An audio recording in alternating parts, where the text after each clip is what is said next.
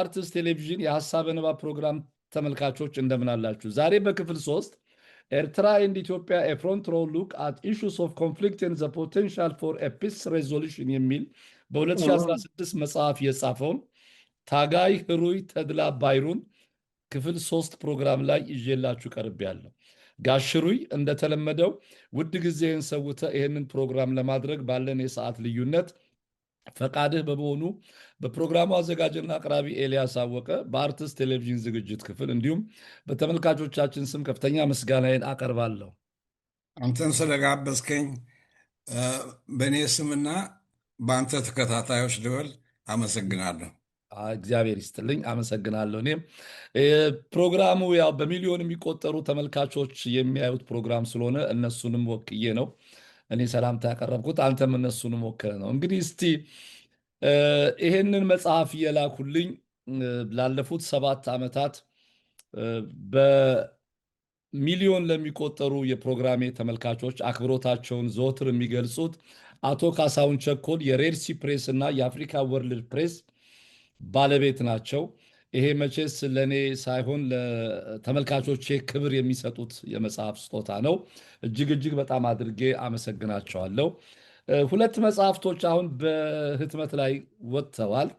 አንዱ አብዮታውያን በነገስታት ዙፋን ላይ የአቶ ተካልኝ ገዳሙ ባለፈው ሳምንት በኃይሌ ሰንኮፋ በፕሮፌሰር ኃይሌ ገሪማ ሰንኮፋ መጽሐፉ ተመርቋል። እጅግ በጣም ሊነበብ የሚገባው በጣም ብዙ ፖለቲካዊ፣ ማህበራዊ፣ ኢኮኖሚያዊ ጉዳዮችን የያዘ የቀዳማዊ ኃይለሥላሴ የመጨረሻው ዘመንና የደርግ የመጀመሪያውን ዘመን የሚያካትት እጅግ በጣም አድርጎ የተጻፈ ጥሩ መጽሐፍ ነው። ይሄም በጣም ሊነበብ የሚገባው መጽሐፍ ነው። ይሄንንም የላኩልኝ አቶ ካሳሁን ቸኮል ናቸው። መጽሐፉም የታተመው በሬድሲ ፕሬስ ነው። ሌላው የዶክተር ግርማ ጉቸው መጽሐፍ ኩሽና ኩሻዊ ቋንቋ፣ ታሪክ፣ ሃይማኖትና ነገድ፣ ይህም በሬድሲ ፕሬስ ነው የታተመው። ይሄ አዲስ አበባ በጃፈር መጽሐፍት ቤት በኩል ይከፋፈላል። ፖለቲከኞች፣ የታሪክ ተማሪዎች፣ ተመራማሪዎች፣ የማህበረሰብ ቋንቋ፣ ታሪክ በአፍሪካ ሚሹ ላይ ለሚያጠኑ እጅግ በጣም ፍቱን የሆነ መድኃኒት ነው። አንብቡ። አመሰግናለሁ። ጋሽ ህሩይ እዚህ መጽሐፍ ላይ በጣም ኢንትረስቲንግ የሆኑ ታሪኮች አሉ። በተለይ ታሪኩ መስጦ የሚያነበው እንደ ፊክሽን ሆኖ የተጻፈ መጽሐፍ በሚመስል መንገዱ ነው የወደድኩትና ያቀረብከውም ነገር አንዱ ከብዙ የተማሪዎች እንቅስቃሴ ላይ በተጻፉ መጽሐፍት ላይ የሌሉ አዳዲስ ታሪኮች አሉት። ስለ አብዮታዊ ትውልድ ነው። እንግዲህ ሬቮሉሽነሪ ጀኔሬሽን ፍሮም 1959 ቱ 1967 ነው። አንተ 1959 አዲስ አበባ ዩኒቨርሲቲ ገባ። ዩኒቨርሲቲ ኮሌጅ ኦፍ አዲስ አበባ ነው። አንተ ስትገባ የነበረው ድባብ ምን ይመስል ነበር? ብዙ ጊዜ ፈረንጆች ይህንን ድባብ ለመግለጽ ሲሞክሩ ኢራ ኦፍ ቼንጅ ይሉታል። እንግዲህ ኢራ ኦፍ ቼንጅ እንዲያው መጨበጫ የሌለው አሞርፈስ የሆነ ቃል ነው። ግን እውነትም በሰው ልብና ሕሊና ለምንድን ነው ለኋላ አይቀረን? አፍሪካ ዲኮሎናይዝ እየሆነች ነች። ያሁም ስኮላርሺፕ በንጉሠ ነገሥቱ የተሰጣቸው ከኛ ጋር ዩኒቨርሲቲ ኮሌጅ ገብተዋል 4 ኪሎ። እነሱ የሚናገሩት የፖለቲካ ቋንቋ ከኛ ቋንቋ በጣም የተለየ ነው። እጅግም የማናውቀው አይዲዮሎጂ ሶሻሊዝም፣ ማርክሲዝም፣ ሌኒዝም የሚባልም እንግዲህ ቀስ በቀስ እነሱ በሚያደርጉት ዲስካሽንስ ኢን ግሩፕስ አዝ ኢንዲቪጁዋልስ እዛ ዩኒቨርሲቲ ካምፐስ እየተዘረጋ ነበረ እና ከእኔ ጀምረህ ብዙዎቻችን እንዴ ምን ጎደለንና ነው እኛ እነኚህ በኮሎኒያሊዝም ስር ተቀምጦ ግን ከእኛ ጋር ሲናገሩ እኛ ያልተማርን አንዳንዴም እንደ ደንቆሮ ሆኖ ይሰማናል። እነሱ ደግሞ ያበራሉ፣ በአንጎላቸው ያበራሉ፣ በአንደበታቸውም ያበራሉ እያልን ኮምፕሌን እናደርግ ነበር። ከዚያ በኋላ ደግሞ በየአይነቱ ስብሰባዎች ይደረጋሉ፣ የዓለም ስብሰባዎች እና ኢትዮጵያም ከነሱ ጋር ትሳትፋለች። ግን ስብሰባው ለኢትዮጵያ ጥሩ እንትን አይሰጣትም፣ ብርሃን አይሰጣትም። እህም። እና ይሄ ሁሉ ጭንቀትም ነበረን። ለምንድን ነው ወደኋላ የቀረ ነው? ለመሆኑ ወደኋላ ቀርተናል የሚባሉ ጥያቄዎች የዩኒቨርሲቲ ካምፐስ ዲስካሽን ሳብጀክትስ ነበሩ ማለት ነው። እህም። እና በየዓመቱ እ፣ ንጉሠ ነገሥቱ ተማሪዎችን ልክ እንደ ልጆቻቸው ነበር የሚቆጥሩት። የሚያስደንቅ ነገር ነው። እና እዛ ስፖርትስ ዴይ የሚባል ቀን ነበረን ዩኒቨርሲቲ ኮሌጅ። ያኔ የስፖርት ልክ እንደ ትልቅ ፌሽታ ነው የሚያዩት። ንጉሠ ነገሥቱ ይመጡ ነበር ከመኳንንት ከመሳፍንት እና ለፈርስት ስቴትመንት ኦፍ ሬቮሉሽን ያኔ የተደረገ ማለት ነው። እንግዲህ ዓመተ ምሕረቱ 60 መሆኑ ነው ይመስለኛል። አዎ የታምሩ ፈይሳ ግጥም ነው አይደል? ይሄን ነገር አዎ። የጻፈው እና ብዙ ጊዜ ስፖርት ይታያል፣ እ፣ ግጥሞች ይነበባሉ። ግን የታምሩ ፈይሳ ግጥም ያችን ስፒሪት ኦፍ ቼንጅ ያልናትን እ፣ በደንብ አድርጎ ይገልጻታል። ምክንያቱም ድሃው ይነገራል በሚል አርዕስት ነው የጀመረው እና በእውነቱም ብዙ ተማሪዎችም ሳይደነግጡ አይቀሩም። ንጉሠ ነገሥቱ በጣም ነው አዎ፣ እንግዲህ አያሳዩም ንዴታቸውን፣ ግን ካባቸውን አወንዝፎ ብድግ አሉ። መስፍኑም መኮንኑም ተከትሏቸው ሄደ። አይ ቲንክ ዘ ስቴትመንት ኦፍ ዘ ኢትዮጵያን ሪቮሉሽን ዋዝ ሜድ ዛት ዴይ። ያቺ ቀን ያቺ ቀን ነች። ኦኬ። አዎ። በዩኒቨርሲቲው አስተዳደር የነበረውስ ምላሽ ምን ነበር? ከዛስ በኋላ ከታምሩ ፈይሳ እንግዲህ ድሃው ይናገራል ከምትለው ግጥም በኋላ የነበረው የአመለካከት ለውጥ እንደው እንዴት እንደነበር? ከዚያ በኋላ ትንሽ ቆይተው እ፣ ወንድማማቾቹ የእነሱ ሰዎች ላኩብን ወይ እህም። ላኩብን። አዎ። እና እዛ የዩኒቨርሲቲ ዳይኒንግ ሩም ነው ብዙ ጊዜ የምንሰበሰበው። ተሾመ ይህና ቼርማን የሆነው በኋላ ማለት ነው። እ፣ በኋላ ነው፣ በፊት እዚያ መጽሐፉ ይገኛል። እና ክቡር ዘበኞቹ እንግዲህ ይህንን እንትን እርምጃ ደግፉ ነው ያሉት። ተሾመም ተናገረ። አነጋገሩ ደግሞ በዛ ጊዜ ያው ስፒሪት ኦፍ ቼንጅ ይዞ ነው የተናገረው። እህም። እዚያም በኋላ ሽብሩ ተናገረ። እሱም ለሰይም እኔም ሶስተኛ እንደዚሁ ተናገርንና ቤቱ ሁሉ በአንድ በኩል የተስፋ ስሜት አለ፣ በአንድ በኩል ደግሞ የፍርሃት ስሜት። እህም። ዋትስ ሃፕኒንግ ምን ልትሆን ነው ኢትዮጵያ? ምንድን ነው እኛ ትምህርታችን ሊቋረጥ ነው የሚሉ ብዙዎች ነበሩ ማለት ነው። እህም። እና እንግዲህ ትልቁ ነገር ያኔ ያንን ማስ ኦርጋናይዜሽን ኦርጋናይዝ ማድረግ ነበር። እና እሱን ኦርጋናይዝ ያደረግነው እንግዲህ እዚያ ዩኒቨርሲቲ ለኮምፒቲሽኑም ለማንኛውም ነገር አይተን የምንታይ ሰዎች ነበርን። ከዚያ በፊት ትንሽ እንደ ሰንሰለት ላስገባት የኢትዮጵያ ተማሪዎች ዩኒየን ለመፍጠር እህም። ጥረት ነበር እና እኛ ዩኒቨርሲቲ ኮሌጅ ነው ኦርጋናይዝ ያደረግነው። ቢልዲንግ ኮሌጅ ሳይቀሩ ኢንጂነሪንግ ኮሌጅ፣ ቴዎሎጂካል ኮሌጅ ቅድስት ሥላሴ መምጣታቸውን እጅግ በጣም ትዝ አይለኝም። እሺ። ግን መንፈሱም እነሱ ዘንድ ደርሷል። እና ያኔ ራዲካል የሆነ ስፒሪት ያልነው ሊደርሺፕ ተመረጠ። ያ የመረጥነው ሰው ልክ እኛ እንደጠበቅነው ራዲካል ሆኖ አላገኘነውም። እና ስብሰባው ማለት የዩኒቨርሲቲ ኮሌጅ ተማሪዎች እጅግም አልወደቱትም። እነሱ በጣም ራዲካል ነበሩ ማለት ነው። ግን የተፈጠረው ኮሚቴ ደብዳቤ ለሁሉም ኮሌጆች ጻፈና ዴሞንስትሬሽን እናደርጋለን። ዴሞንስትሬሽኑ በጣም ሰከንድ ስቴትመንት ኦፍ ኢትዮጵያን ሪቮሉሽን ነበረ። እሱም ደግሞ ምንድን ነው? ተሰልፈን አንድ ዘፈን ነበረች ተነስ ተነሳ ምትል እሷን ወደ ስሎገን ቀየርንና በአራት በአራት ተሰልፈን ማፕ ያደረግነው በፒያሳ እስከ መርካቶ፣ ከመርካቶ ደግሞ ወደ አንተ ሰፈር ነበር። አራተኛ ክፍለ ጦር። አራተኛ ክፍለ ጦር ነበር። እና በቃ ተነሳ ያን እንሄዳለን። እዛ ፒያሳን ስንደርስ ከዚህ በፊት የሚያውቁት ከሱም ሸሽተው የመጡበት ኮሚኒስት ሬቮሉሽን አርመኖች ደነገጡ። ያን ፊታቸው ላይ ይታያል። ምክንያቱም በዛች ተሞክሮ አልፈው ነው የመጡት።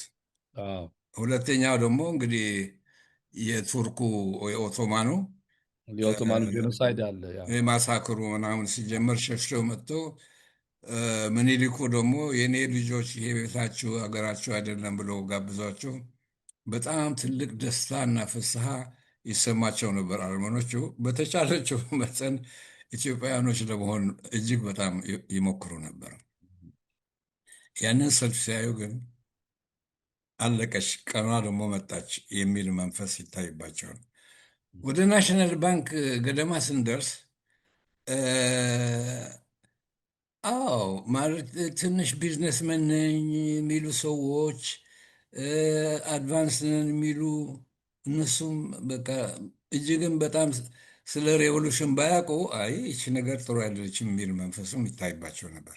ግሪኮቹማ በደንብ ነው የሚያውቋት እና ያን የሆኑ አገሪቷን ጥሎ ለመሄድ ዝግጅት የነበረ ይመስላል። እንግዲህ አትሞስፌር እስካሁን ድረስ ስፒሪት ኦፍ ቼንጅ ነው የምናገረው ያለሁት። ከዛ በኋላ ወደ አራተኛ ክፍለ ጦር አንድ ኢንትረስት ያደረገኝ ነገር ስትደርሱ አላሳልፍ ይሏችኋል ወታደር። በኋላ ፕሮፌሰር መስፍን ወልደማርያም ናቸው ከኋላ መጥተው አንገት ላይ ጃኬትን ጎትተው ወደኋላ ያስመለሱ። ግደለኝ ከፈለክ በቃ በለኝ ከፈለክ በሚል ወጣትነት ስሜት ነበር። እስቲ እሱን መንፈስ አጫውተን። እሺ ወንድም፣ በምኒልክ ነው የሄድነው። ከምኒልክ አቡነ ጴጥሮስ ፊቶራር ሀብተ ጊዮርጊስ ድልድይ። ልክ እዚያ ስንደርስ ይሄም ደግሞ ቼንጅ ነው። ሉምፐን ፕሮሌታሪያት የሚሏቸውን ማርክስ ማለት ወርኪንግ ክላስ አትላቸው፣ ፔዘንት ቦዘኔዎቹ ማለት ነው። እነሱም ተነሳ አሉ ከኛ ጋር እና የተማሪዎቹ ሰልፍ የህዝብ ሰልፍ የሆነ ሄደ እና እሱም ደግሞ እንደ ስፒሪት ኦፍ ቼንጅ ብለን ልንጠራው እንችላለን። ከዚያ ወደ ታች ወረድን። እንግዲህ በጤና ሚኒስቴር ነው የወረድነው እና ይታዩ ነበረ። ክቡር አቶ አበበ ረታ አዩና በጣም ሲያዝኑ ወጣ ብለው በመስኮቱ ይታያሉ። በቃ ነገሩ ጥሩ እንዳልሆነች ይታይባቸዋል። በዚያ እንግዲህ የት ደረስን መሰለህ? አንተ እንዳልከው አሁን ወደ ላጋር ነው የደረስነው። ወደ ለጋር፣ ከለጋር በመሿለኪያው ወደ አራተኛ ክፍለ ጦር ነው የምትሄደው። እዚያ ስንደርስ እንግዲህ ደቅነዋል እንትኖቹ ክብር ዘበኞቹ። ተማሪ ደግሞ ተነሳ እያለ ሞቆበታል። እነ ሽብሩም እነ ተሾመም እነ ማን ልበል ስቱደንትስ ሙቭመንት በኋላም እየታወቀ የሄዱት ከዩኒቨርሲቲ ኮሌጅ እዚያ ፊት ነበሩ። እኔም እዚያው ነበርኩ እና እኔ ትንሽ እንግዲህ እንደሱ አይነት እዚያ አስመራ ይችለ እና ቀደም ብዬ እንዲህ ሀገራችሁን የምትወዱ ከሆናችሁ ይህንን ኩዴታ ሰፖርት አድርጉ የሚል ቃላቶቹ አሁን ትዝ አይሉኝም። መንፈሱ ግን እንደዚያ ነው ብዬ ወደፊት ሄድኩና ሲደቅኑ እና አደጋ ሲመጣ ፕሮፌሰር መስፍን እሳቸውም ደግሞ እኛ ጂኦግራፊ ክላስ እንደ ልጆቻቸው ነበር ቆጥሮን። ፍቅሬ ምርዕድ መኮንንና እኔ ሁሌ የጀርናሊዝም አስተማሪያችን የአሜሪካ መንግስት ሰራተኛ ተብሎ የሚጠረጠር አርብ ሲሆን የመጀመሪያዋ ዊስኪ እዚያ ቤቱ ነው የምጠጣው እና ጋሽ መስፍንም እዚያ ይመጣ ነበር። በዚህ አስተያየት መጥቶ በዛ ቆዳ ጃኬቴን የጅል ትግሬ ሊሞት ነው ብሎ ጎቱ ሰብሰብ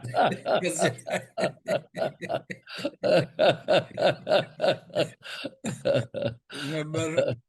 አንዳንድ ጊዜ የሚያስታውሰው ነበር ከመሄዱ በፊት ወደ ፎቀኛው ቤት። አይ ግን እንዴት ሊገኙ ቻሉ? ፕሮፌሰር መስፍን የዛን ጊዜ ይህን ሰልፍ ከእኛ አብረው ጋር ተሰልፈው ነበራ። ከእናንተ ጋር ተሰልፈው ነበር? አስተባባሪ ነበሩ ወይንስ እዚያ ከጀርባ ድጋፍ መጽሐፍም ሰጪ ነበሩ? እንደጠቀስኩት ፕሮፌሰር መስፍን ወልደማርያም እዚያ ቲኤምኤስ ሳለን ህንድ መጥተው ጀዙቶቹ ሌክቸር እንዲያደርግልን ጠሩት፣ ጋበዙት እህም፣ እና ምን አለ፣ ይህች የእኛ ፕላኔት ስትሽከረከር ሬቮሉሽን ይባላል አለ። በፀሐይም ስትሽከረከር እንደዚሁ ነው። ሶሳይቲ ደግሞ ህብረተሰብ ሲቀየር እንደዚያው ነው፣ ሬቮሉሽን ይባላል። ድንገት እና እኔ እንደ የኔ ሂሮ ነው የወሰድኩት። ከዚያ በኋላ መስፍን ፕሮፌሰር መስፍን የኔ ሂሮ በቃ አለቀ። እና ስንት ከተማሪዎች ስንት ነገሩ እንደገባን ወይም በዚያ ስፒሪቶች እንደተነካን አላውቅም፣ ግን አይታጡም ነው የተነኩ። እስቲ ከዛ በኋላ አዲስ አበባ ዩኒቨርሲቲ አንተና ሽብሩ ሰይፉ በውድድር ላይ በነበራችሁ ሁኔታ መጀመሪያውን ዙር አንተ አሸነፍክ። ከዛ ሁለተኛ ስብሰባው ከተካሄደ በኋላ አንተ ውጤታማ ሆነ ማሸነፍ አልቻልክም። በኋላ ከሪቻርድ ግሪንፊልድ ጋር እንደው ተናነቅ ሁሉ ነገር። እስቲ እንደው ስለሱ ሁኔታ ሁሉ የምታስታውሰውን ነገር አጫውት። እኛ እንግዲህ እንዳልነው ካምፕሱ በጣም ሰፊ ነው። በዛን ጊዜ 500 ትንሽም እንበዛ ይሆናል። ከዚያ ኤርትራውያኖቹ በቀደም እንደጠቀስ ነው በአነጋገራችን እንታወቃለን። እንግዲህ ያው በትግርኛ ስለምናገር በአስመራ ትግርኛ እና ምርጫው ሲደረግ የተገመተው ምንድን ነው? ትግሬዎቹና ኤርትራውያኖቹ ለእኔ እንደመረጡ ነው የተጠረጠረው። አዎ ሊሆንም ይችላል። እና እና እንግዲህ ኦቨርዌልሚንግ ማጆሪቲ አላመጣህምና እንደገና ኤሌክሽን ይደረጋል የእንግሊዝ ሪቻርድ ግሪንፊልድ። እኔ ደግሞ ትንሽ ቃላት አሰማሁት። አሳይሃለሁ፣ ሰው ሀገር መታ አንተ ልትወስን አትችልም፣ ወደፊቱም ታየኛለህ አልኩት። ወደፊቱም ታየኛለህ አልኩትና እሱም አውቆኛል። ማን እንደሆንክ ገምቷል። ኤርትራዊ መሆንህን አውቋል በኃይል። ምክንያቱም የፓብሊክ ስፒኪንግ እንትን ስናደርግ መጥቶ ከዳኛው ጋር ይመካከር ነበር። እያየኸው ተዘፊታችን ሁሉ ሰው እያየው እና እንግዲህ ይህንን ሬቮሉሽን አንገቱን መቆረጥ አለበት ካሁኑ የሚል ስሜት ኖሮታል። ካርካሳ እንግሊዝ ነው። ምናልባት እንግዲህ ኤርትራዊ ሆነ ውጤቱን ስላሸነፍክና የኤርትራ ጥያቄ በዩኒቨርሲቲ መድረክ ውስጥ ይጎላል ከሚል የተነሳ ነው ምርጫው ተሰርዞ ሁለተኛ ዙር ምርጫ እንዲካሄድ የተደረገው። ፖለቲካል ምክንያቱ ብለህ ትገምታለህ? ትንሽ ምክንያቱም የአማርኛ ተናጋሪዎች እንግዲህ ከዛ ከወሎ የመጣው አይዲዮሎጂን እስከ መገንጠል የሚል የነዋልልኝ ገና እንትን ጥልቀት አልነበረውም እዛ ዩኒቨርሲቲ ኮሌጅ ውስጥ። ግን ትግሬዎቹን ወይም ኤርትራውያኖቹን አንድ አይነት ኦቶኖሚ ብንሰጣቸው እንግዲህ ያው ነው ሰልፍ ዲተርሚኔሽን የመገንጠሉን ጉዳይ ረሱት ይሆን ወይ ሌኒን እንዳለው። እኛ ደግሞ ኤርትራውያኖች አልፈን አልፈን እናንብ ነበር፣ መጽሐፎችንም እናበድራለን። እንግዲህ ግን እኛ የምንለው ሌኒን ያለው ለወርኪንግ ክላስ ነው። ወርኪንግ ክላስ ካለ በየብሔሩ የብሔሮች ወርኪንግ ክላስ ከመገንጠል ሊያቆም ይችላል ነው ቴዎሪ። እና ብዙ ሰዎች ኦፍኮርስ ማርክሲዝም አያቆም፣ ይቺ ነጥብ ደግሞ አልገባቸውም። እነ የወሎ ኢንቴሌክቹዋልስ አይመስለኝም ይችን ነጥብ የያዟት። የወሎ ኢንቴሌክቹዋልስ ብርሃነ መስቀል ኢሳያስ እና ጓደልኝን ለማለት ነው። ኢሳያስን ደግሞ ኢሳያስ አፈወርቂን ጨምሮ ማለት ነው። እሱ የነሱ ሲኒየር ነው አለ። ሲኒየር ነው፣ ግን እዚያ ናቸው የወሎ ኢንቴሌክቹዋልስ። ስህናውያን ናቸው። የወይዘሮ ስህን ሴናዎች ትምህርት ቤት። ሴናዎች ናቸው። ኤንቱዚያስቲክ ናቸው። በጣም ራዲካል ከሀሳባቸው በፊት ከሀሳባቸው በፊት ስሜታቸው ነው የሚቀድመው። መጀመሪያ ስሜታቸውን ታይና በኋላ ሀሳባቸው ይታያል። የሚመጣ በኋላ ነው። ኦኬ። እና እስካሁን ድረስ ለምሳሌ ቲፒኤልኤፍ ይህንን አፕቱ ኢንክሉዲንግ ሰሴሽን ሲሉ ይህ የሚለው ፔዛንቱ አይደለም የሚለው እነሱ የሚሉት ዊ ሃቭ ዘ ሰፖርት ኦፍ ዘ ፔዘንትሪ ነው የሚሉት። ያ ይህን የሚለው ወርኪንግ ክላስ ነው። ወርኪንግ ክላስ ነው። እቺ አመለጠች። አመለጠች በቃ። በኋላ ባታመልጥ ኖሮ ኢንተርናሽናል ኮሚዩኒቲ ኢትዮጵያ ውስጥ ይፈጠር የሚባል ሳም ካይንድ ኦፍ ሶሻሊዝም ይመጣ ነበር። ይህ ግን ምን ሆነ? ተገንጠልና ሜክ ሴፐሬሽን ፐርማነንት ሆነ። ይህ ምክንያቱም ፔዘንትሪ ከዚያ በላይ ማሰብ አይችልማ። ይቺ ነገር አመለጠችና ይህ ሁሉ ያለው ግርግር ብታየው ይቺ ስላመለጠች ነው። ሌኒን በደንብ አድርጎ የገለጻትን እኛ ሀበሼ አልገባንም። ያኔ በስፋት አትወያዩበትም ነበር? እንግዲህ የማንበቡም ሁኔታ ነበር። አሁን ጀብሃም፣ ሻቢያም፣ ኢሃፓም፣ መኢሶንም፣ ቲፒኤልኤፍም የነፃነት ትግሎች ኦነግም በሙሉ በዚች ዙሪያ ላይ ይሄዳል። ያው እንግዲህ የግራ ዘመም ነው። ሌኒንን አንብቧል፣ ማርክስን አንብቧል። እና እንደው ጥልቅ ውይይት አለመኖር ነው? ጥራዝ ነጠቅነት ነው? ነገሩን አለመረዳት ነው? ምንድን ነው? ይቺ ማዕከላዊ ሀሳብና ኢንፎርሜሽን ግን አመለጠችልን ሁላችንም። ኦኬ። ምክንያቱም ሰልፍ ዲተርሚኔሽን ከወሰዱ በኋላ ብሔሮቹ እንደሚባሉት ከዚያ በኋላ እሱን እንግዲህ እሱን እንርሳና ወርኪንግ ክላስ ሶሻሊዝም ስቴት እንፍጠር ነው የሚባለው። ኦፍኮርስ ዲክቴተርሺፕ ፕሮሌታሪያት ሊባል ነው ማለት ነው። ባት ኖት ኦፍ ፔዘንትሪ። ኤግዛክትሊ። እነሱ ግን ዩዝ ዲክቴተርሺፕ ኦፍ ፔዘንትሪ not to give autonomy to the nations of Ethiopia or nationalities, but to dominate them. ምክንያቱም ይችን የሌሊል ቁልፍ ስላልገባን ነው። ይገርማል። ሰልፍ ዲተርሚኔሽን የሚሰጠው ወርኪንግ ክላስ ነው። ያ ፔዘንት ወርኪንግ ክላስ በሌለበት ሀገር ይቺ የኔ ነች ነው የሚያውቀው ፔዘንት እንጂ ኢንተርናሽናሊዝም የት ይገባውና። ምክንያቱም ከዛች ቁራጭ መሬቱ ነው የሚነሳው። እሷ የኔ ከሆነችም አውራጃዬም የኔ ነች። ስም ነው የምቀይርላት፣ ክልል እላታለሁ። በቃ አለቀ። ስለዚህ ኢን ፕሪዝን ኦፍ ሰልፍ ዲተርሚኔሽን አስገቡት ቲፒኤልኤፎች ይህቺ ስላልገባች። ስለዚህ የቲፒኤልኤፍ አይዲዮሎግስ ያመለጠቻቸው በአንተ ቋንቋና ለሁላችንም ለሁላችሁም ትንሽ አሮጋንት እንዳይመስል ነገሩ ለሁላችሁም ያኔ። አዎ፣ ግን ስናየው እንዴት አንድ ፔዘንት ስለ ሰልፍ ዲተርሚኔሽን ይናገራል? ያኔ ይህንን ነገር ማሰብ ያቃታችሁ ለምን ነበር? ለምሳሌ አሁን ጠቅላላም እንግዲህ ስትመለከት ኢትዮጵያ በእኔ በኩል ዳዊት ነው የለመደው የኛ ህብረተሰብ። አባቶቻችን ኢንጀነራል ተነስቶ መጽሐፍ ቅዱስን ማያነቡም ዳዊትን ነው የሚያነቡት። ትራዲሽኑ እንደዚህ ነው አበሼ ዘንድ። ዳዊትም የመጽሐፍ ቅዱስ እኮ ፓርት ነው። አውቃለሁ፣ ግን እሷን እንትን ብሎ እሷን ነው የሚያነቡት። ዳዊት ይደግማሉ። አዎ፣ እኛም ደግሞ ማርክሲዝም እንደ ዳዊት ደገም ነዋ። ዶግማቲክ አደረጋችሁት። ዶግማቲክ ሳይሆን በቃ እንደ ዳዊት። ዶግማቲክ ነው ዳዊት አይደለም፣ ግን እገባኝ አባባለ። ልክ አንድ ምዕመን የሃይማኖቱ ነገር አሁን ዳዊት ይደግማሉ አባቶች እንደተባለው የእምነቱ ተከታዮች መዝሙረ ዳዊት እንደሚደግሙት እናንተም አብዮታውያኑ ይሄንን እየደገማችሁ እንደሄዳችሁ ማለት ነው እንጂ አላሰብንም። አይ እና አንድ ጊዜ ስለ ማርክሲዝም ለአንድ ፕሮፌሰር ነው የውጭ ሀገር ሰው ስለፈልፍ በደንብ ሜሞራይዝ ያደረኳት ይመስላል ነገሯን። እንደ ምን አለኝ መሰለህ፣ አንተ እንኳን የምታሰብ ሰው ይመስለኝ ነበር፣ ላኪን ግን አይደለም የተባለውን ምደግም ሰው ነህ አንተ።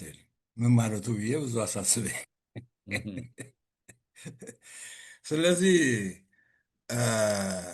የወርኪንግ ክላስ አይዲዮሎጂን በፕሬዘንት መነጽር፣ ይቺ መነጽር ምንላት በአማርኛ አዎ። ምንጽር ስትሉ ሌላ ነገር ነው መሰለኝ አይደል? አይ መነጽር ነው፣ ያው ነው መነጽር መነጽር። አዎ። እና አየናት። ተመልሳ ደግሞ እሷ ደበደበች። እስካሁን ድረስ ማለት ነው። ይሄም አንድ ሌላ ነው እንግዲህ። ከእናንተ በፊት አንተ በ1959 ነው በፈረንጅ የገባኸው። ከእናንተ በፊት የተማሪ እንቅስቃሴ እንደዚህ ይሄ አብዮትን የሚመስል ነገር የለውጥ መንፈስ ምናምን አልነበረም። እናንተ ላይ ነው እንግዲህ የተጀመረው ከ1959 እስከ 63 የነበራችሁት ውስጥ ማለት ነው በፈረንጅ አቆጣጠር። በአንድ ወይም ሁለት ኮሌጅ ክላስስ የቀደመን ሰው ነበር። እህ፣ በኋላም ካናዳ ሂዶ ፕሮፌሰር የሆነ ይመስለኛል። የትግራይ ተወላጅ ነው። ስሙን በኋላ ካስታውስ ከየትኛውም ኢንተርቪው እነግርሃለሁ ኦኬ። ስሙ። እሱ በጣም ራዲካል ነበር። አጭር ሰው ነው። እውነትም ሌኒኖችን ይመስላል ስታየው። እ፣ እና ኢንተርናሽናል ኮንፈረንስ ስንጠራ ዩኒቨርሲቲ ስቱደንትስ ሙቭመንት ሲጠራ ሀጎስ ገብረ ኢየሱስ ነው አጎስ ገብረ ኢየሱስ። አዎ። የሚባለው። አዎ። በጣም ታላቅ ሀሳቢ ነበር በዚያን ጊዜ። እህ፣ እና ቺሌ፣ ኮሪያ ምናምን ይሄድ ነበር እና ከአፍሪካኖቹ ጋር ስኮለርሽፕ ስቱደንትስ የምንላቸው መናገር አቅም የነበረው እሱ ነው። እኛ የአይዲዮሎጂ ተብታቦች ነበር። እህ። እቺ ጥሩ ቃል ነች። በአይዲዮሎጂ መንተባተብ ውስጥ የነበራችሁ ነበራችሁ። ርዕዮተ ዓለማዊ ስቴጁ መንተባተብ ጥሩ እንደዚያ ቃል ነው። ነበረው። ያ ከዚህ እንግዲህ የሚገርምህ ፕሮፌሰር መስፍን መቸስ ከሞት አዳነውን ስቱደንትስ ሙቭመንት ኢንዲቪጁዋልስ ነበር ሽብሩ እንደኔ አርቆልን ነበረ ያኔ። ወደ ኬንያ ሄዱ አይደለ? እነሱ በኋላ በኋላ ነው የመጡት። ወደ ኬንያ ሄዱ እነ ሽብሩ ሰይፉ። እነ ሽብሩ ሰይፉና ተሾመ ኬንያ። ግሪንፊልድ ነው ይዟቸው ሄደው። ካርካሳ እንግሊዝ። አዎ። አዎ። እና አሁን እንዳይታሰሩ እንደዚህ ነው እንግዲህ።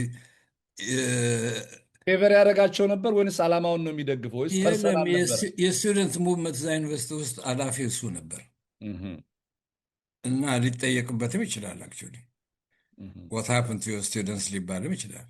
ተሾመ እንኳን እጅግ የሬቮሉሽን ሰው አይደለም። ሽቤ ሊሆን ይችላል። መንፈሱ እንዲያው ትንሽ እንትን እየተቃጠለ መሄድ ነው። ታየዋለህ እየነደደ ሲሄድ። ግን ሬቮሉሽኑ በዛ በረዥም ጉዞ አልተሳተፍም። ቶሎ ብሎ ከኛ ተለየ። እህ። በጣም በጣም የሰው ጥሩ ጥሩ ጥሩ እንደ ሽብሩ ብዙ አይደለም። እንትን ከበርቴ ነው በጣም። እና ኦኬ። ሰራተኞች መሬት አርሶ ሸጦ ገንዘቡን ተሸክሞ እዛ ዩኒቨርሲቲ ይመጣሉ። እሱ ደግሞ ደግ ነው እንግዲህ ስያራ አልግዛልህ ባኮ ምናምን ይላል። ጀነረስ ነበር። በጣም ምሳን ብላ እንደዚህ ይላል። ይዟቸው ይሄዳል። አንዳንዶች ኦ፣ በጣም ቆንጆ ሰው ነው። የፊውዳል ልጅ ነው። እ? አዎ። የፊውዳል ልጅ። ሀይ እ፣ እስቲ እዚህ ጋር አንድ ነገር ያነሳው ነገር ትዝ አለኝ ስለ ባንዱንግ ኮንፈረንስ እድሉ የ45ኛ ዓመት የባንዱንግ ኮንፈረንስም የ60ኛ ዓመት የባንዱንግ ኮንፈረንስም ከኢትዮጵያ የዘሰንና የፎከስ መጽሔት ኤዲተር ሆኜ ፕሮግራሙን አቴንድ የማድረግ እድል ነበረኝ ኢንዶኔዥያ ባንዱንግ ውስጥ እና በአማርኛ ሁሉ ልክ የተጻፈውን ነገር ስታይ በጣም ነበር ኤክሳይትድ የሆንኩት። እስቲ ስለ እሱ ንገረኝ። ወይ እሱ እንትን አየህ እዛ ሰከንድ ነን ወርልድ አላይንድ ሙቭመንት ነው። አላያንስ ነው። አ፣ ንጉሠ ነገሥቱ እንዳንረሳ እንደ ታላላቅ ማርሻሎቹ ነበር የሚቆጠሩት እህ፣ ናቸውም ማለት ኢንፕራክቲስ። ምክንያት የሚለብሱት ደግሞ ልብስ አብዛኛው ጊዜ የማርሻል ልብስ ነው የሚለብሱት። እህ፣ የለብሷት ካባም የማርሻል ካባ ነች። በስሜታቸውም በሁለተኛ ጦርነት በሁለተኛ ሰከንድ ወርልድ ዋር ጣሊያንን አሸንፌ ያለው ባይ ናቸው። እውነትም አዎ። የኢትዮጵያ አርበኞች ጣሊያንን ኢምፕራክቲስ ባያሸንፉትም አሸንፉታል። ኢን ኮላቦሬሽን ምን እንላለን ታዲያ? ስርዓቱ አሸንፉታል። ሲፈርስ አሸንፈውታል። አዎ። አሸንፉታል። አዎ። አዎ። እና ማርሻል ነበር የሚለብሱት እንደ ቲቶ ለምሳሌ እሱ ማርሻል ነው። ማርሻል ቲቶ ምክንያቱም ተሳታፊ ነበር ሰከንድ ብሎ ኦፍ ኮርስ። እዛ ኢንዶኔዚያም የነሱ መሪ ጀነራል ነው። ማርሻል አይደለም ግን በጣም አሜሪካኖቹን ቻሌንጅ ያደርጋል። እና በአንዱን ኮንፈረንስ እንግዲህ የሶስተኛው ኃይል ሶስተኛው አማራጭ አማራጭ የገለልተኛ ሀገሮች መሆኑ ነው። ግን መሆኑን ቲያትር ነበር፣ ፖለቲካ አልነበረም። እስቲ ወደ እንግሊዝ ሀገር እንግዲህ በ1963 ከአዲስ አበባ ዩኒቨርሲቲ የፖለቲካ ሳይንስና ዓለም አቀፍ ግንኙነት ትምህርት በፈርስት ዲግሪ በባችለር ኦፍ አርትስ ዲግሪ ጨረስክ። ከዛ በኋላ እንግዲህ ከመሄድ በፊት ስለ የተማሪዎች ምርጫ አለ። የኤርትራ ሊብሬሽን ሙቭመንት ካምፓስ ውስጥ የነበረውን ነገር እስኪ ስለሱ ነገር እናውራ። እንደው ህዋስ አፈጣጠሩን ነገር በሚመለከት ከዛ ወደ እንግሊዝ እናልፋለን። እዛ በኋላ ኃይለሥላሴ ዩኒቨርሲቲ የተባለ እንግዲህ ኮሌጆቹ ናቸው ኃይለሥላሴ ዩኒቨርሲቲ የተባሉት። እንግዲህ ሴንተሩ ኦፍኮርስ 4 ኪሎ ነው ያ እና ኤርትራውያኖቹ ኦርጋናይዝድ ነበር እና ማህበር ሸውዓቴዎች ነን። በየሰባት እንግዲህ ኢንፕሪንስፕል በየሰባት ኦርጋናይዝድ የሆነ ማለት ነው። ስለዚህ 1 ለ7 ነው አደረጃጀቱ። የኢንጂነሪንግ አባሎች ትዝ አይሉኝም። ቢልዲንግ ኮሌጅ ነበረን፣ አግሪካልቸራል ኮሌጅ ነበረን፣ የቲቸር ትሬኒንግ ኮሌጅም ነበር። ናይዝጌ ክፍሉ የተባለ ታላቅ ሬቮሉሽነሪ በእኛ ዘንድ በኤርትራውያኖች ማለት ነው ነበር። እኛ ደግሞ ዩኒቨርሲቲ ኮሌጅ የእኛ ነበረችን ማለት ነው። እና እየተገናኘን በተለይ የኦኤዩ ስብሰባ በተደረገበት ጊዜ የአፍሪካ አንድነት ድርጅት ምስረታ እዚያ ሊፍሌት እዚያው ኦኤዩ ሳይቀር እዛ ዘርግተናል። ኢንትረስቲንግ ነገር አነሳህልኝ። ኤርትራዊ ጀነራል እያሱ ናቸው አይደሉም? ማን ናቸው አንተን ያስገቡህ ኢሲኤ ውስጥ? እና ኤርትራዊ ጀነራል ናቸው። እዚህ በትግሉ ጊዜ ኤርትራ ውስጥ እንግሊዞች የሚያድኗቸው ሰው ነበሩ። ጀነራል መስፍን ነው የሚባሉት። ጀነራል መስፍን እና ጀነራል መስፍን በነበራቸው ኃላፊነት አንተ ሊፍሌቱን ይዘህ ገብተህ ውስጥ እንድትበትን አድርጉ እንትን ነበረው። አሳቸው የናስር ኤድ ጠባቂ ነበሩ። ነበሩ። የጠባቂ እንትን ነበር ቡድን አለቃ ነበሩና አዎ ከኔና ቤተሰቤ ደግሞ እጅግ በጣም ቅርብ ናቸው። ከቤተሰቦች ጋር ማለት ነው። የኤርትራን ነፃነት ይደግፉ ስለነበር ነው ይሄን እድል ላንተ አመቻቹልህ። እንግሊዝን ስለሚጠሉ ኢትዮጵያዊ ናቸው በናሽናሊዝም። ኦኬ ኢትዮጵያዊ ሆነው ነው? ኢትዮጵያዊ ናቸው። ኤርትራዊ አሁን እኔ ተገንጣይ መሆኔን ቢያውቁ ኖሮ እዚያው ራሴን ገነጥሏት ነበር። እዛ ኢንትረስቲንግ ነው። በኋላ በቃ ያለምንም ችግር ወረቀቱን በተነ ወጣ። እንደው ያኔ የመጡ መሪዎች፣ ሚኒስቴሮች እንግዲህ አጃቢዎቻቸው ያገኙታል ተብሎ ይታሰባል። አዎ እና በቃ ያቺ የሳምሩ ፋይሳ ነገር እየተቃጠለች መሄድ ነው ስቴፕ ባይ ስቴፕ እርሾ ሆና ሁሉንም ነገር በቃ አዎ። ምክንያቱም ታይትሉ ደግሞ አመራረጡ እንጃ ሰው የመረጠው አይመስልም። እንጃ ማን እንደመረጠው ግን ድሃው ይናገራል ሲልህ the whole class or classes of those who are affected by poverty in Ethiopia are speaking እሪ ሊሉ ይችላሉ። እኛ ትግርኛ ተናጋሪዎች እንደምንለው ሊሉ ይችላሉ። የተለያዩ ድምፆች ድህነትን የሚያሳዩ ሊሉ ይችላሉ። ሊስተጋቡ ይችላሉ። ሊስተጋቡ ይችላሉ። እሺ ከዛ በኋላ በተሳካ ሁኔታ ወረቀቱን በትነህ መጣ። በኋላስ የነበሩት ነገሮች እንዴት ነበሩ? ይሄ ወደ ሌላ ከተማ ውስጥ ወረቀት የመበተን ዩኒቨርሲቲ ውስጥ ወደዛ አደገ ወይንስ አንዴ ለአፍሪካ መሪዎች ስብሰባ ላይ ብቻ ይሄን ነገር ነው? ሴኩሪቲዎች አልጠረጠሯችሁም? ትታወቃላችሁ ኤርትራውያን ያኔ ብዙዎቹ ታስረው እነ ጀነራል ኢሳያስ እንደ አማላጆች ለንጉሠ ነገሥቱ ሄዱና እንዴ የሚታሰረው ሁሉ አለም በቃ የኤርትራ ሰው ብቻ እኮ ሆነ ያሏቸው። አብዛኛው ኤርትራውያን የታሰሩት ከዛ ወረቀት መበተን በኋላ ነው አይደለም። በማህበር ሸውዓተ ጉዳይ ከአስመራ ታስረው የመጡ በጣም ከፍ ያለ ቁጥር ነበር እና ጀነራል ኢሳያስ ሄዱና ኢትዮጵያዊ ናቸው እሳቸው ትልቅ አርበኛ ናቸው ደግሞ። ኢሳያስ ገብረስላሴ ናቸው። አዎ አዎ ኩዴታውን ደግሞ አልቀበልም ያሉ ናቸው ከነ ጀነራል መርዕድ ሆነው ማለት ነው። ከነ መርዕድ መንገሻ ጋር። ኦኬ ኤርፎርስን ሳንረሳ ኦኬ። ጳጳሱንም ሳንረሳ ማለት አዎ አቡነ ባስልዮስን ሳንረሳ። አዎ ሳንረሳ እና እንግዲህ ከዚያ ቀደም ብሎ እንዳነሳ ኩዴታው ተሞክረዋል እኮ። አዎ ከዚያ በፊት ተሞክረዋል። የልህ ነገር ነው የተደረገበት እንጂ የሬቮሉሽን ነገር አልተሰራም። ምክንያቱም እዚያ ግሪን ሳሎን የሚባል ታላላቅ ኢትዮጵያኖች አርበኞች አርበኞች የሀገር ባለውለታዎች እንደ ራስ አበበ አበበ በግሪን ሳሎን የሚገደሉ ሰው አልነበሩም። ማለት ኢትዮጵያን በአንድ ካርካሳ ሳሎን ማረድ ማለት ነው። ኤግዛክትሊ በዚያ ነው የሚተረጎመው፣ ሌላ ትርጉም የለው። ምክንያቱም እዚያ ውጭ ቢቀሩ ኖሮ ጃንሆይ የሚነግሰው አበበ ነው። ሰውም የሚፈልገው ስራውም የሚጠራው ትልቅ ኢትዮጵያዊ ጀግና ብዙዎች ናቸው። ከነሱ የላቀ ግን አበበ ሳይሆን አይቀርም። ግን አልጋውራሹ እያሉ ራስ አበበ በዚህ ሁኔታ እነ ጀነራል መንግስቱም ሆነ ነገር ማሜ ሊያነግሷቸው ይችላሉ ብለህ ታስብ ነበር? የቴክኒካሊቲ ጉዳይ ነው። እሳቸው እንኳን የኢያሱ ደጋፊ ናቸው። ታችን ማን አለ አልጋወራሹ የኢያሱን እንትን አይወዱም? ማን አለ? አዎ አንድ ቦታ ላይ አንብቤ ያለው ንግግሩን ያደረጉት ፈልገው እንደነበር እና ተገደው እንዳልሆነ ያኔ በኩዴታው ላይ ሎርድ መርዕድ አዝማች አስፋወሰን። እሳቸውም የኢያሱ ሰው ናቸው ማለት ነው። ያ ማለት ወሎዬ ስለሆኑ ነው በእናታቸው የእቴጌ ልጅ ስለሆኑ የልዑል አስራት ካሳ ባለቤት የእሳቸው እህት ነች እኮ።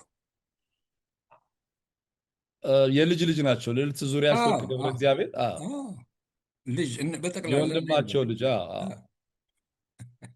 ግን ያው ነው እኮ አልጋውራሹ የሚቀላቸው ማነው ኢያሱን ከመደገፍ ይልቅ ያው በአልጋውራሽ ሆነው ኖረው ስልጣኑን ለመያዝ የሚቀርባቸው ይሄኛው ላይ ነው። ያው ዞሮ ዞሮ እንዲያ ቢሆን ኖሮ ስልጣኑ ራስ አበበ ይዞታል። ኦፍኮርስ በትግሉም ጊዜ ወንድሞቻቸው ራስ አበበን ነው የመረጡት እኮ ማን ይምራን በተባለበት ጊዜ። ወይ የአርበኝነት ታሪኩ ወደ ስልጣን ሊያመቻች ወደሚችለው ነገር መስመር ያስይዛል የሚል እሱ ሀሳብ ብቻ ሳይሆን በቀጥታ ከነ ልዑል ራስ ካሳ ጋር ያዛምዳቸዋል ከኢያሱ ጋር ባጭሩ። የኢትዮጵያ እኮ ሞናርኪ ያው እርስ በርስ አይደል የሚጣላ ወንድምና እህት እህትና ወንድም እየተጣላ ነው። የስልጣን ጥያቄ እንደው ይሄንን የደም ግንኙነት እንደው ትስስር እውነት ግን ነው። አንድ በንጉሶች የምትመራ ሀገር ጥላቻውና ውድድሩ በአጎቶች ልጆች ነው። ያው በራሱ መስመር ይሄዳል። አንዱም የዛ ኩዴታ ለውጥ ያኔ ምን ተሰማችሁ እናንተ? እነ ራስ አበበ አረጋይ መሞታቸው እነዚህ የሀገር ባለውለታ የነበሩ በዛ ላይ እዚህ መጽሐፍ ላይ ቦታ ታነሰዋለህ። ቀዳማዊ ኃይለ ሥላሴ ብርጋዴር ጀነራል መንግስቱ ነዋይን ከመሰቀል ይልቅ አንድ ታላቅ ጀነራል ሰው ነፍሱ ሲወጣ እንዲሁ ራሱን መቆጣጠር በማይችላቸው ነገር የጀነራልነትን ክብር አዋርደዋል የሚል ሀሳብ ትገልጻለህ እዚህ ላይ እንዴት ነው? እዚያ ግሪን ሳሎን ሰዎች ሲሞቱ ዩኒቨርሲቲ ኮሌጅ በጠቅላላ የማርክስዝም ተብታባ ይሁን አይሁን ብዙም ክብደት ሳንሰጠው በጣም ነው የተናደደው። ራስ ስዩምም እኮ እዚያ ሞተዋል። ኦፍኮርስ እና በጣም አዘን። ምክንያቱም አያቶች ሞተዋል። ምን የማይረቡ ሰዎች ናቸው። ሽማግሌ ይገደላል እንዴ? በአበሻ ዘንድ አይታወቅም። ሽማግሌ መጥተህ አትገለውም። እንኳን እሱ ስትዋጋ እንኳን ቁጭ ብሎ ከሆነ ቆመ ነው የምገልህ ነው ይላል። እና እስኪ ቆም ድረስ ሁሉ ይጠብቀዋል። የተቀመጠና ሽማግሌና ሴት ጣን መግደል ቆንጆ ነገር አልነበረም። አብሶሉት። ከዚያ የከፋ ግን መጀመሪያ ነገር ኩዴታ ያደረጉት ሰዎች መሸሽ መሞከራቸው በጣም ነው የሚያናድደኝ። ሰው ገድላለሁ ብለህ ኩዴታ አድርገህ ደግሞ ትሸሻለህ። የሚያሳዝን ነው።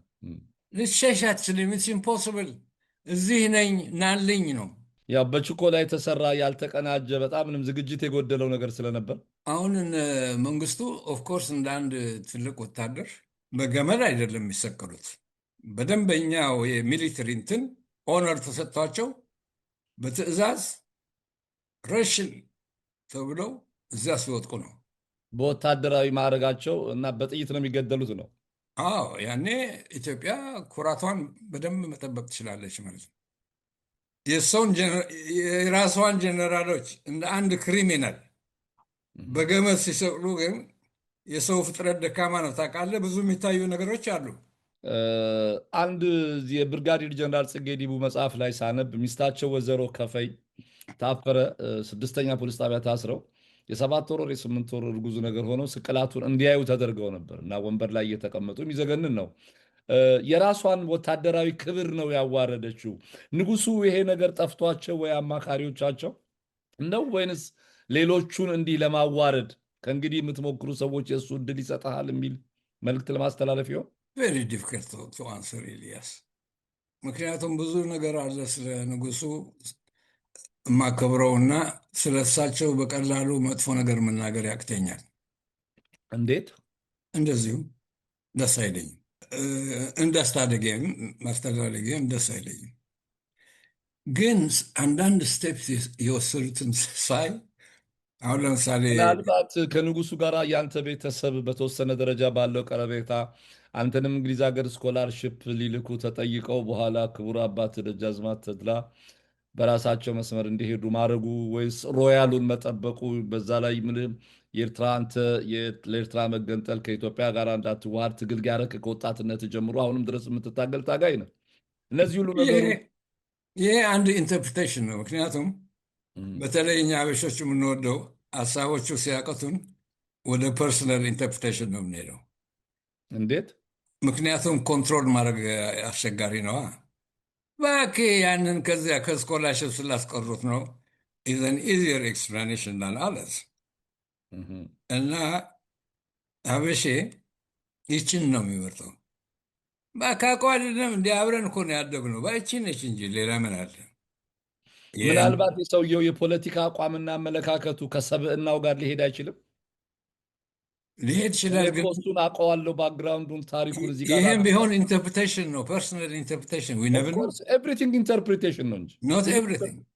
ያ ኖ ፐርሰናል ኢንተርፕሬቴሽን፣ ፐርሰናል ኢንተርፕሬቴሽን አንተ ኢማጂኔሽንም ይመራሃል፣ አንዳንድ ጊዜ ይመራሃል። ብዙ ስህተቶች አሉ ማለት ነው ፐርሰናል ኢንተርፕሬቴሽን ታደርግ።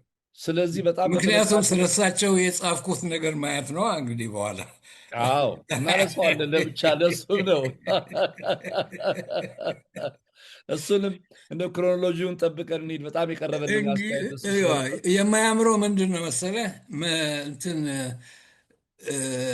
መሳደቡ። አይ ስድብ ጥሩ አይደለም።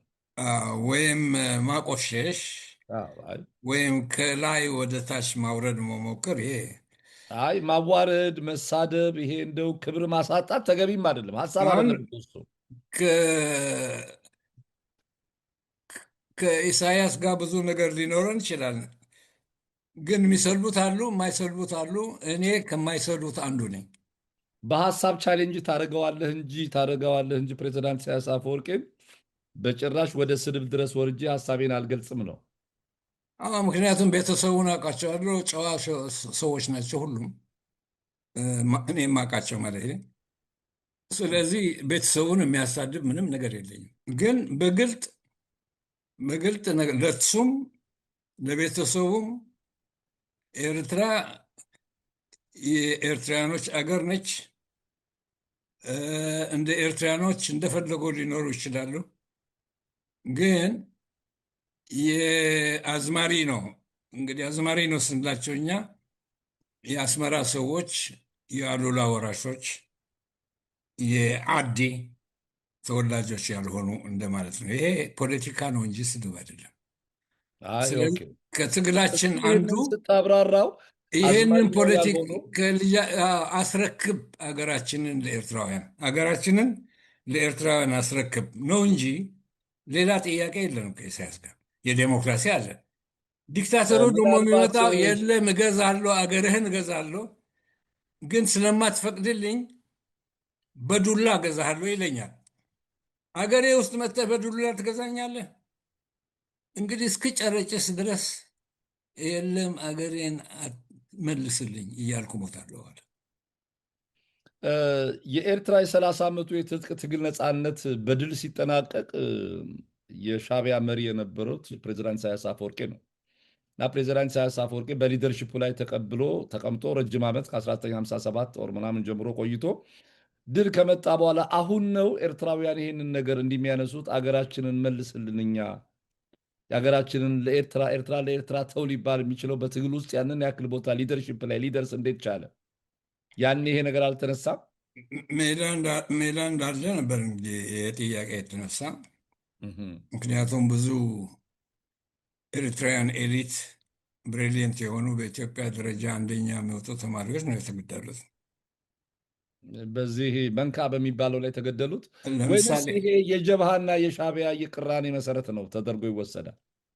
ኢንፋክት መንካ በኋላ ነው የገባት ምን ማለቱ እንደሆነ እንጂ አዎ፣ አታውቅም ነበር። የውስጥ ነገር ነው፣ ውስጤ ነው ነገሩ። ውስጤ ነው። እሺ። አሁን ግን ለምሳሌ ብዙ የኤርትራ ምሁራን አሁን ኤርትራን ለኤርትራውያን ተው ፕሬዚዳንት ኢሳያስ አፈወርቂ የሚለውን ሀሳብ ይገዙታል። ብዙ የታሰሩ አሉ፣ የሞቱም አሉ። ግን መጽሐፍ የጻፉም አሉ ሀገራችን መልስልን የሚል ያነ አቶ ረዘነ ሀብቶ ነው ረዘን አይደለም። ረዘነ ሀብቱ ደም የተከፈለበት ባርነት የሚል መጽሐፍ። እሱም ሰውየውን አውቀዋለሁ፣ ወዳጄ ነው። አዎ፣ ጀብሃ ነበር።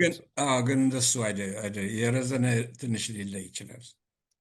አይ ኢንትረስቲንግ ነገር ነው። እና ስለዚህ ዲሞክራሲ ስጠኝ፣ አታስቸግረኝ፣ አትግደል ወገኖችንና እንዲሁ ተከብረህ አገሬን መልስልኝ ነው የእኔ ቋንቋ። ሲምፕል ነው በቃ። ነፃ ወታለች ይቺ ሀገር። የሞቱት ሁሉም ኤርትራኖች ናቸው አብዛኞቹ። ነፃ ወጥታለች፣ አገራችንን መልስልን። አገራችን ስላልን ደግሞ ስደተኞች ነው።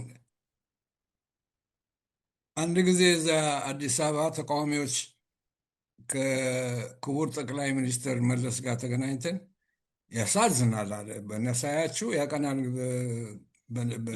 በትግሉ ጊዜ እዚህ መጥታችሁ ስለ አገራችሁ እንደገና ያሳዝናል አለ።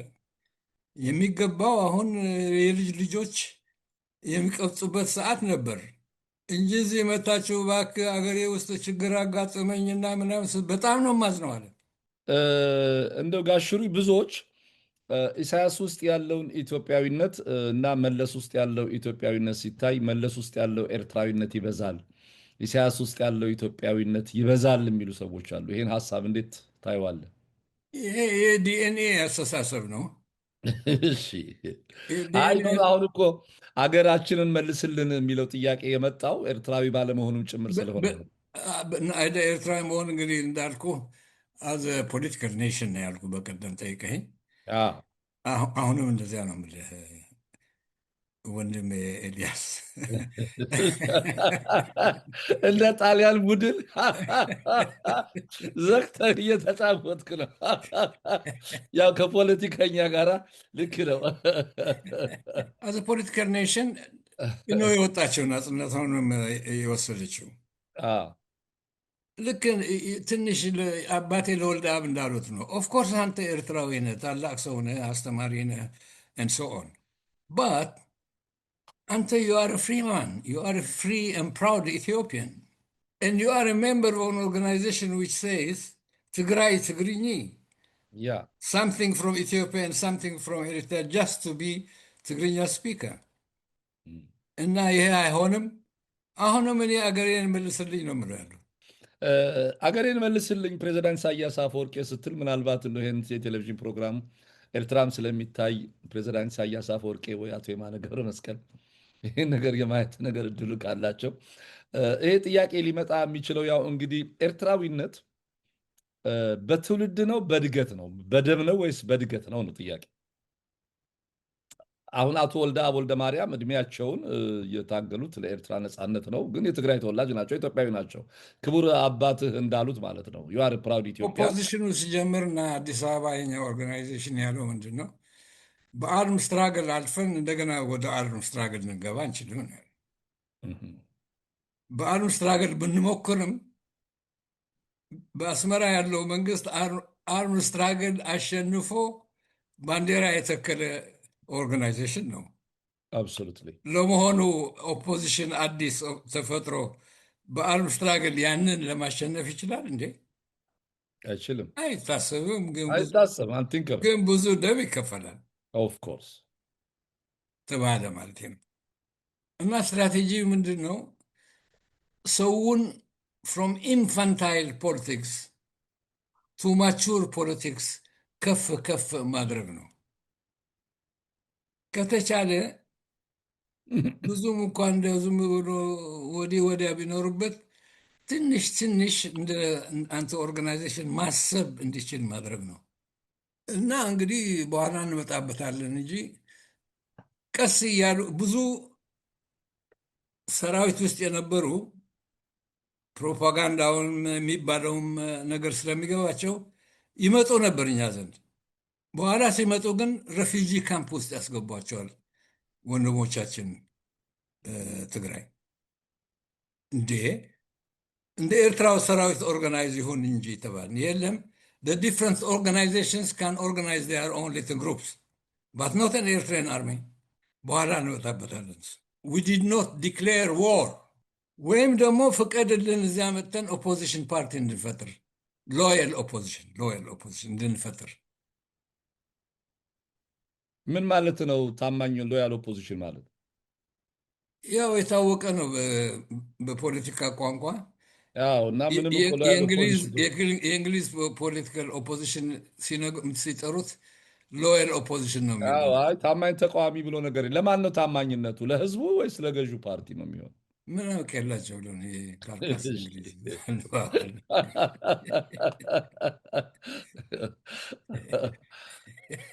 ኢንትረስቲንግ በጣም ጥሩ ነው። እንግዲህ እስቲ ውይይታችንን በጣም አሁን በዚህ በተማሪዎች ላይ አልጨረስንም። በነገርህ ላይ የቀድሞ ኢህአፓ የነበረ ኢህዴን የነበረ በኋላም የኢህዴን ሊቀመንበር ያሬድ ጥበቡ ይባላል እና እንደዚህ ቪዲዮውን ልኬለት አየው እና እንዲሁ ጥሩ ዲስከስ እናደርጋለን። እንደ ታላቅ ወንድሜ እንደዚህ ማየው ነው እና ይህን ሰውዬ ለመጀመሪያ እንደዚህ ኢትዮጵያ ሚዲያ ላይ ሲመጣ ያንተን የማቋረጥ ፓሽን ትተህ በደንብ ክሮኖሎጂውን ጠብቆ ብዙ ነገሮች ልንሰማው ስለምንችል በጣም በቃ ብዙ ብታዋራው በዚህ መንገድ ጥሩ ነው ስላለኝ ልክ የዛሬው አሁን ውይይት በቀደም ከነበረን ነገር በጣም በተለየ ሁኔታ ነው እያየን የመጣ ነው እና በክሮኖሎጂ ማነሳቸውን ነገሮች ቀጥዬ አነሳለሁ። የሰዓት ገደብ አለን። ውይይታችንን ከማጠናቀቃችን በፊት እስኪ ጉርሻ ጥያቄ አገራችንን መልስልንና የቀሩትም እንዴት ይሆናል የሚለውን ነገር ሀሳቡን ውሰድና አንተ ማጠቃለያውን አስተያየት አቅርብ። እኛ ኤርትራያኖች፣ ኢትዮጵያኖች ሊገባን የሚገባ ታሪኩን ካጠና በኋላ ይህ የኔ ነች ኤርትራ፣ የኔ ነች ወሎ፣ የኔ ነች አርሲ የሚባል ነገር ከፖለቲካል ቶት ከኢትዮጵያ የፖለቲካል ቶት ከኤርትራ የፖለቲካል ቶት መደምሰስ አለበት። እሱም የራሱ እኔም የራሴ የአብሮ መኖር ብልሃቶች እንፈልግ። እኛ የምንጠየቀው የእሱ ነው የእሷ ነው አይደለም። የምንጠየቀው ምንድን ነው? አብረን እንዴት አድርገን ሌላ ሁኔታ መፍጠር እንችላለን? እሺ፣ አመሰግናለሁ። በጣም ጥሩ ሀሳብ ነው። በሚቀጥለው ክፍል በደንብ አድርገን አስፋፍተን እናወራለን፣ እንወያይበታለን።